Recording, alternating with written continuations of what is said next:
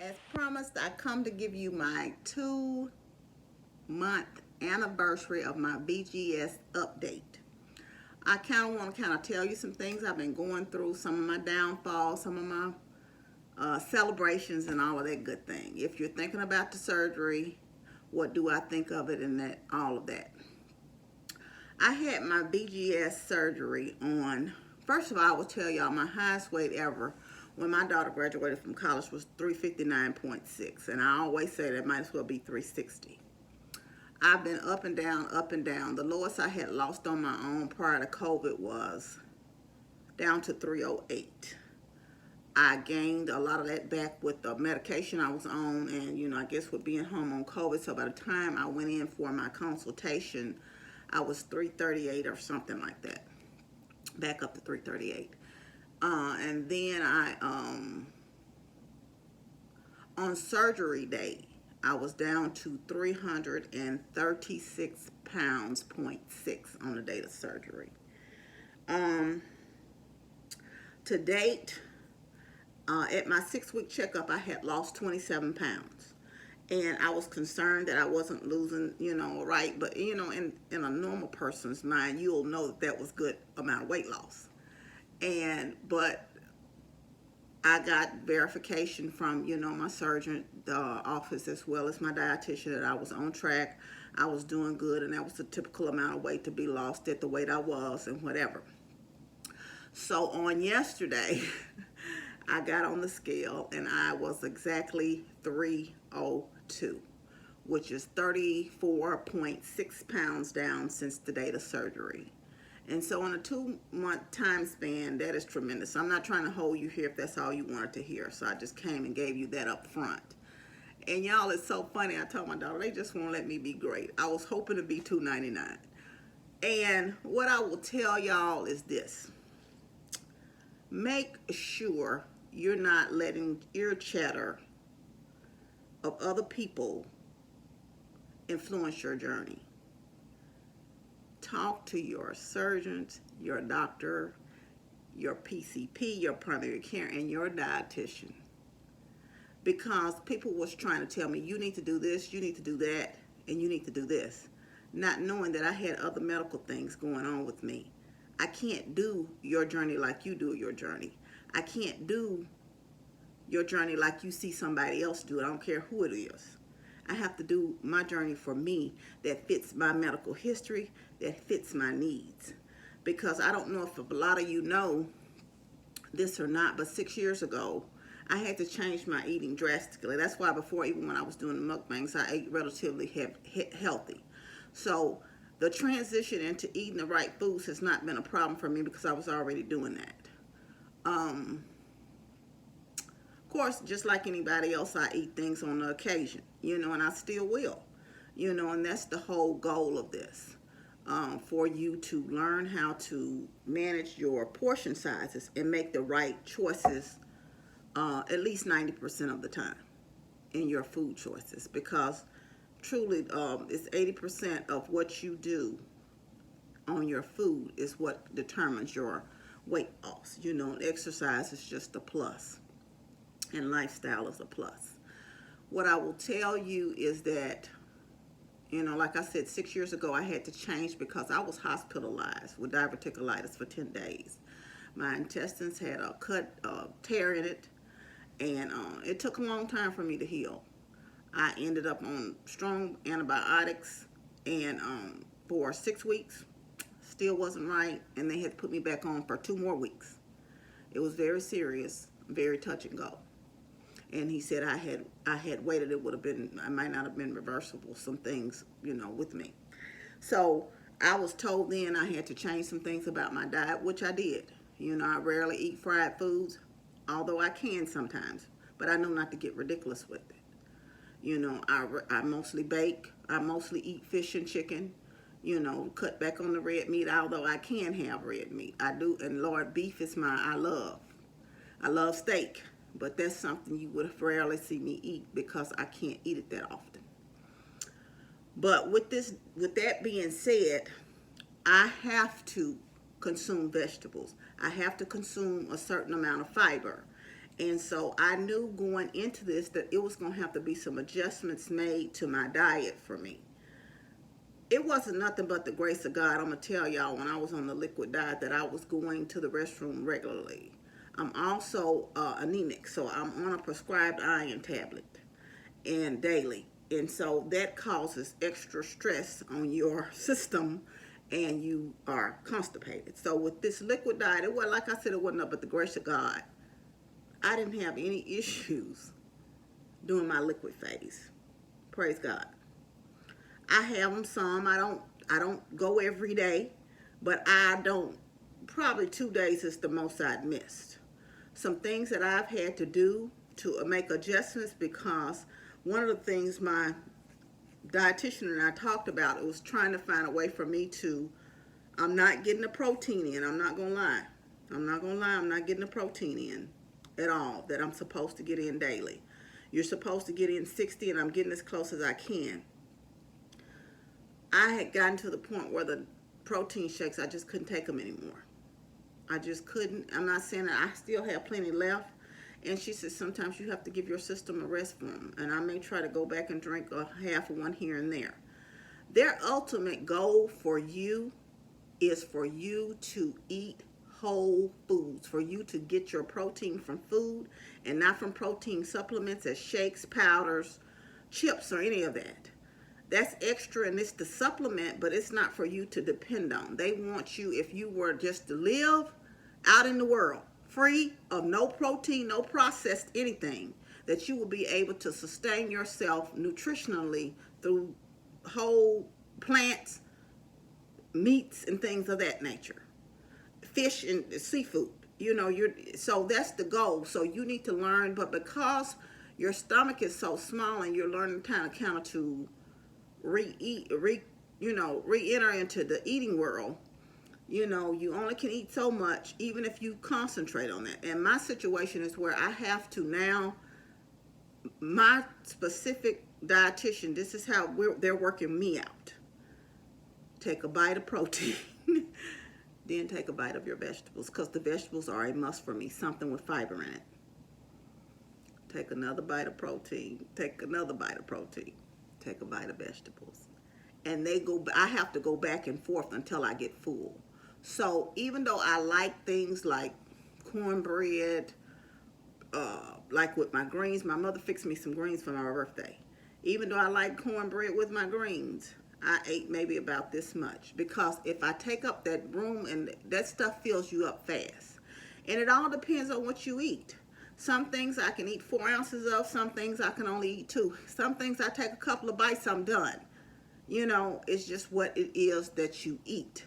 So if I take that and it's not providing me any nutritional, sustenance for what I need for my daily needs, it's no need of me wasting my eating that I'm gonna get full fast on the bread. I may as well eat the protein and the greens instead and fill up on that, and maybe can eat more of that than taking up that room in my stomach, in my pouch, with my smaller stomach with the bread. So that's a lot of what I go through, making the decisions about what I'm going to eat. But fortunately, the things I eat hasn't had to change much at all. What I will tell you, this is not a miracle worker. It's work.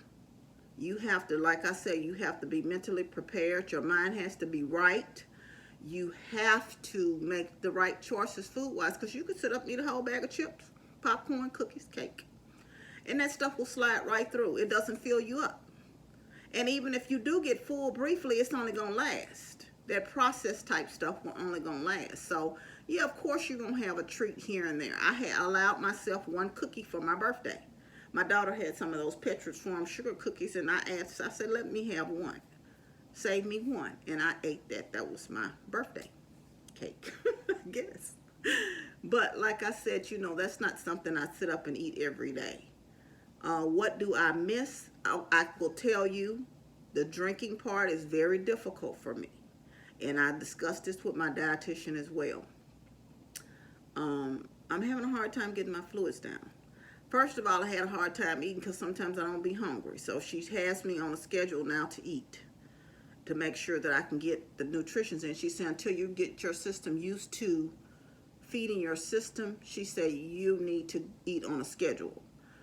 Then if I don't start drinking right when I get up, it's almost impossible, because what you have to understand is you have to sip.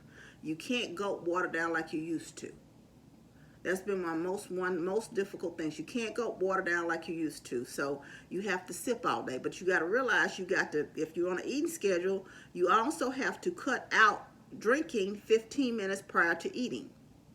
After you're done eating, you cannot drink again till 30 minutes after. Now, say you got something going on. I'm at work. I'm just going all over the place. I've missed sometimes 2 hours worth of even being able to sip the drink. And it may be time now. The clock is going off for me to eat something else again, to get some protein in. So it's a learning lesson, and I'm still learning. I'm nowhere near there. Most days I get at least 32 ounces of fluid in, but she wants me right now to aim towards 48. We're just taking it slow with me. But the ultimate goal is to get 64 in. But right now I'm trying to get up to 48. So that's some things. And like I said, I'm human. I don't generally compare myself to other people, but I'm human. You look at people who's at the stage that you are, and it's several people that has lost way less than me. It's several people that's lost around the same as me, and it's several people that have lost more.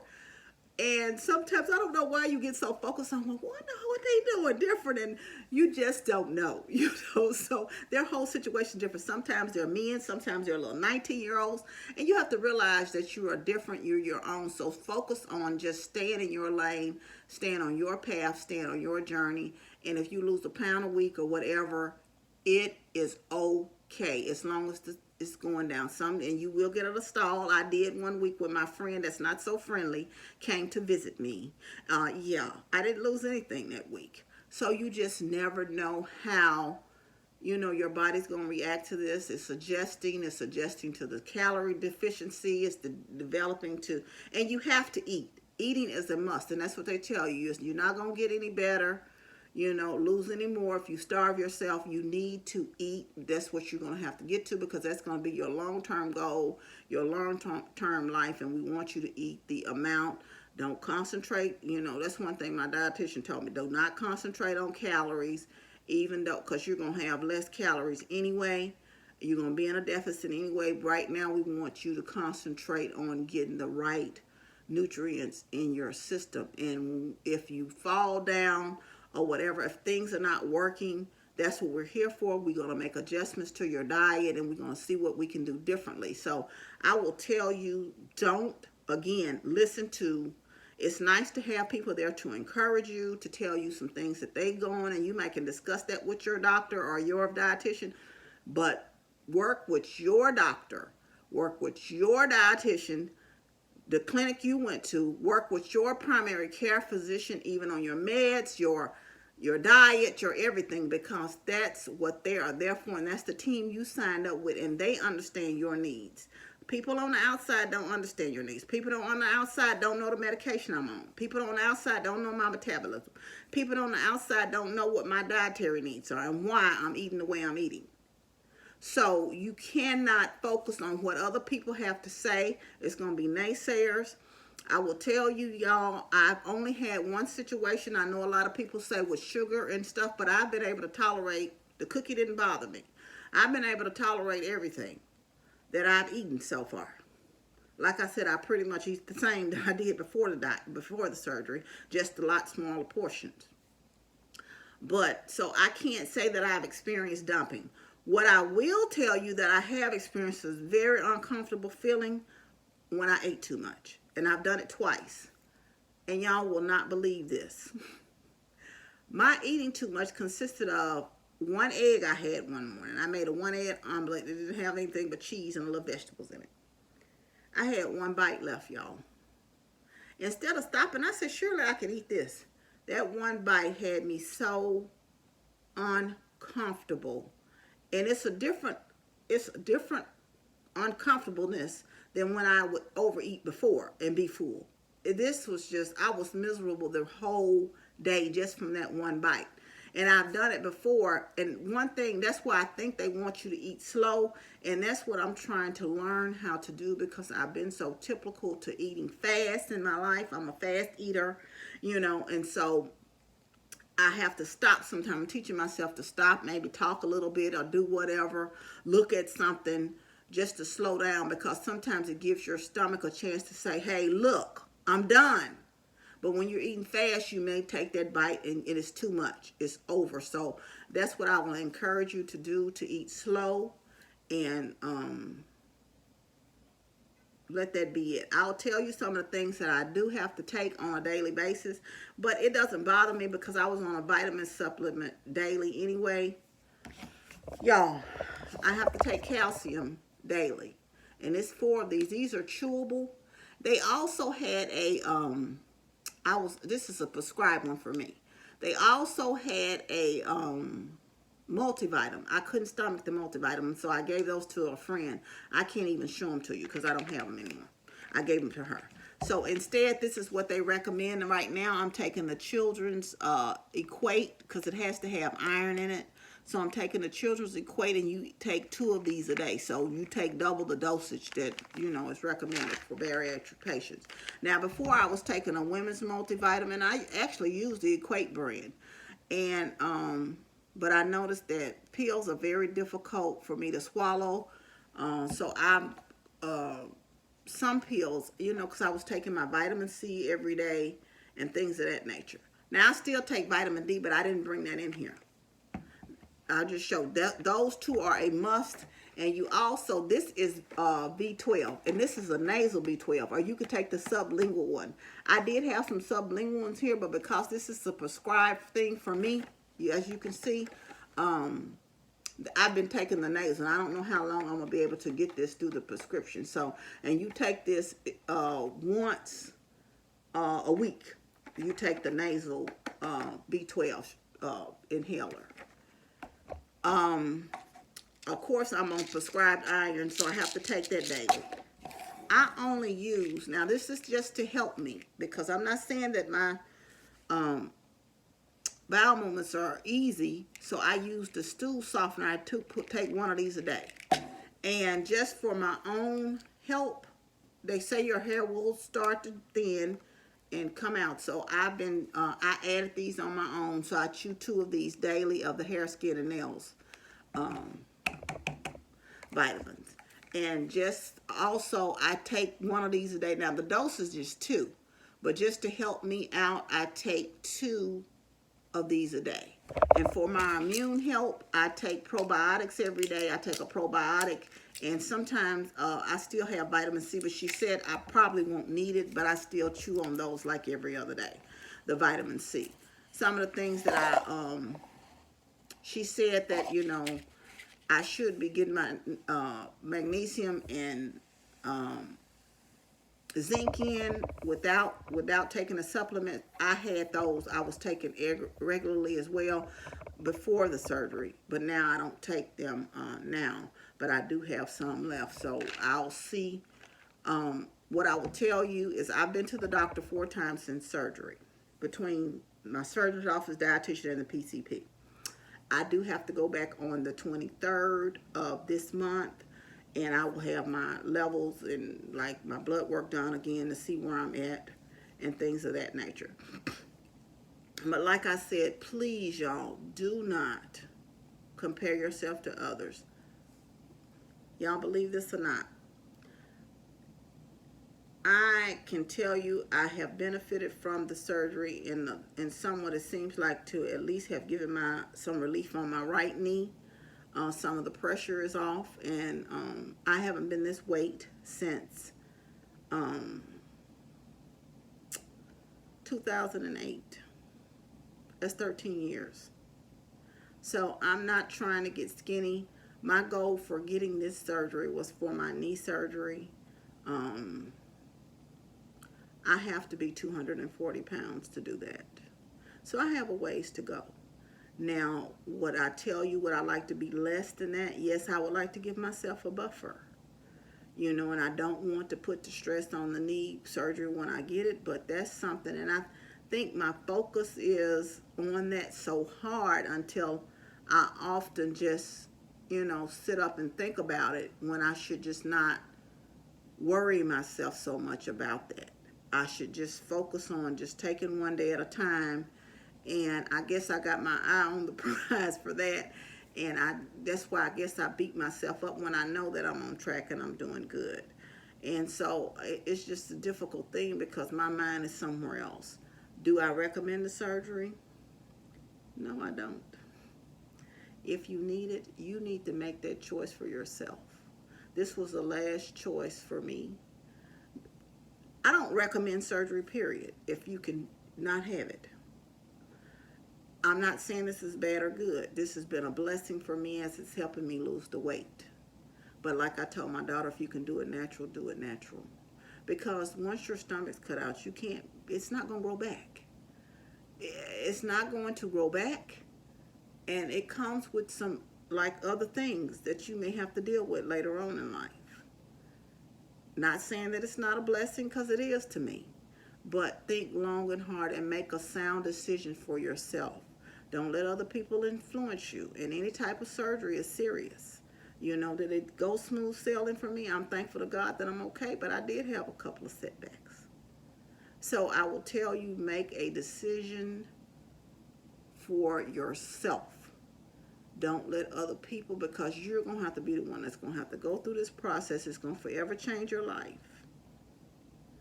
And you can gain weight on this, and you cannot lose weight on this.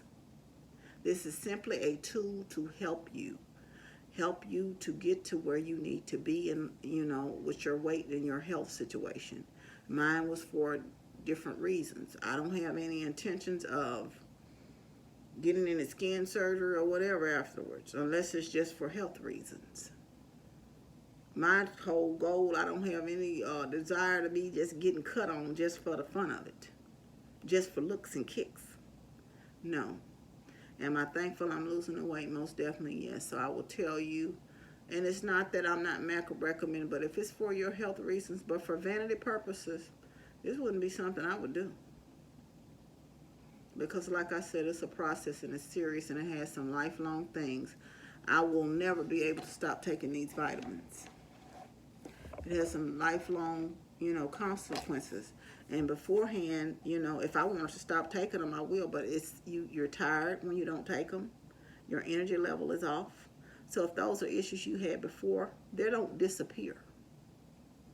They don't disappear. I am, like I said, I'm grateful for the blessing. I'm grateful for God keeping me. I'm thankful for His grace and mercy. I thank Him for His healing. And I thank Him for letting me go through the process and Him being right there with me. I give God all the glory for this. So, and like I said, this is a very serious situation. It's a serious surgery. So if you decide to do it for you. And make sure that you stay on your journey, stay in your focus. Don't let other people kind of make you feel bad if you lose 2 pounds a week. And that is the goal that my up to 6 months, they say, this is kind of what is called the honeymoon period. Hopefully that you will lose 2 to 4 pounds on average a week. So mine has been around that, and I've kind of in that ballpark, because they say after the 6-month period it will slow down drastically, maybe to 1 pound a week. So hopefully during this next few months I'll be able to, consistently stay on track and do what I'm supposed to do and be successful in reaching my goal to get my knee fixed. Because I like to go, I like to get my feet in the streets sometimes. Not in the Memphis streets, but in somebody else's city streets. But anyway, I want you, and if you have any questions, you want some answers to something, and if I can answer them for you, I most definitely will. Just put them down in the comments and let me know. And y'all, as I said, this never was the focus of this channel, so I don't want to take away from it, but I am making these videos separate. Even though I talk about it here and there, I may mention it in some of the sit downs and chats and meals and chats I eat, but I don't want to change the focus of this. But so I will be doing these videos separate, and I only will do them once a month, y'all. So you're welcome to ask me in the comments of any of my videos. And if I see the comment, I most definitely will try. I don't always get a chance to answer comments, but if I see the question in comments, I will try to answer you if you have a question. I'm not offended by what you have to say at all, in regards to the surgery, because like I said, at the end of the day, I'm still going to do my journey the way, my doctor and my dietitians are, working with me to do. So I don't have a question with answering you, but even if you do decide to ask, I can ask some general questions to you, but your path will be different from mine, because I don't know where you're starting. I don't know what it all depends on a lot of times what weight you're starting at too, what your goals are and things of that nature. But anyway, I hope this has helped, and I thank y'all for joining me. I know it kind of went a little long, but I did want to kind of answer some questions for you about where I'm at and what I'm doing. And I'll see y'all again next month, this time for my 3-month anniversary. Alrighty then. Y'all know you're loved. I love you, but God truly loves you the most. Remember to always be kind to yourself and others. Be joyful and be blessed. And next time around, I'll show you on some of the clips, some of the meals I get a chance to actually eat. Love you. Bye.